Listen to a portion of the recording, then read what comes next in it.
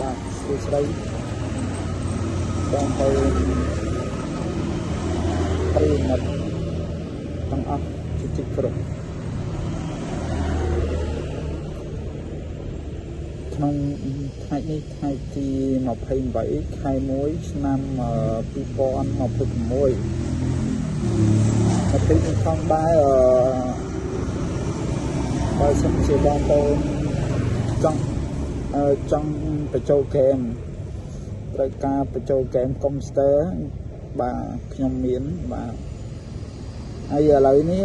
ហ្គេម Black Myth រូគុំចេញលក់ហើយបាទចេញលក់ហើយនៅ PC Game ចេញក្រេកលក់ហើយបាទនៅ PC Game ចេញក្រេកលក់ហើយសំហ្គេម Black Myth រូគុំដូច្នេះបើសិនជាបងប្អូនមានតម្រូវការចង់បញ្ចូលហ្គេម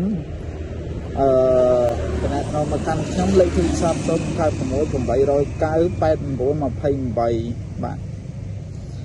មិនថាហ្គេមមានទាំងអស់ហើយចង់បញ្ចូលកម្មវិធីកុំព្យូទ័រទៅខ្ញុំមានទាំងអស់មានគ្រប់ឆ្នាំបាទអរគុណបាទសូមទស្សនាកំសាន្តបទចម្រៀងដូចតទៅ